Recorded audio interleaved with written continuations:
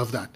You know, Chris, I was going to ask you a question because when as Lexi's talking, I'm reminded of our journey together on the Coffee and Biscotti show. And you talk about being in this successful place, and then all of a sudden this accident happens, and then all of a sudden you're starting at the beginning, and or at least what feels at the beginning.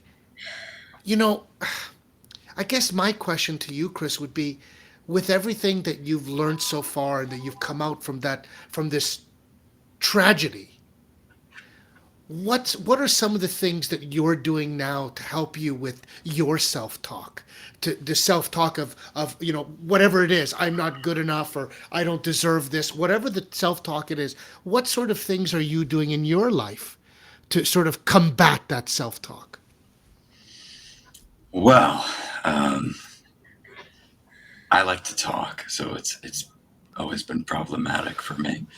Uh, I'm very hard on myself. I've always had very high expectations of myself, and I like to exercise control in my life, and losing that in many ways was eye opening, uh, forcibly so, because I kept them shut for a long time, or tried to.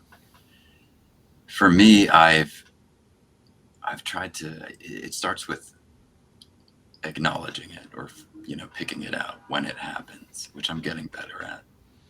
How I react to certain things, how I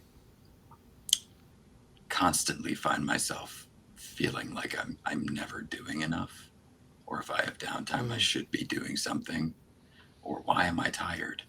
I don't need a reason to be tired. If I'm tired, I'm tired. That's right. Yeah. Yeah, I don't have to justify why I feel a certain way. And you're right, Lexi, it is subliminal, especially in the United States and in the West in general, any capitalist society. We're Think about when you were young in school. You literally got shamed and made feel bad if you were sick. Um, so we associate not feeling well with not being productive, which means you're not worth anything. And that's just not true. Mhm. And even if we can logically acknowledge that, it takes a long time to change those thinking patterns. It's trauma in a way, or Yeah. at least very akin to it. I call it trauma or propaganda, whatever you want to call it. But I've been meditating. I've been getting back into, you know, mindfulness, and I'm excited to start breath work with our mutual friend Marie Hmm. on a more active scale. I used to do a lot of breath work. Those of you who know me know my ADHD is quite powerful, and staying still is probably Mount Everest for me. Just stillness, and being in the moment, because I'm always in 1,000 moments in 1,000 different universes, and up here anyway.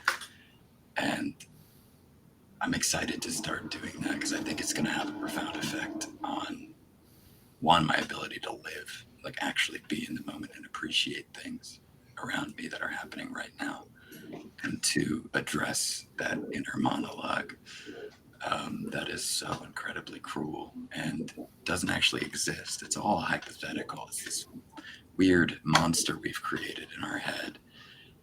I'll watch a scene that I all have filmed, or look at a photo, and I will pick out every single flaw that other people don't even see or didn't see. A lot of times people are like, "You're literally crazy," and I'm like, "Yes, I know." And it's because they're like, you're manufacturing these issues that aren't there. They're just there in your head. And I'm like, well, I live in my head, so I mean, I guess we got to figure this one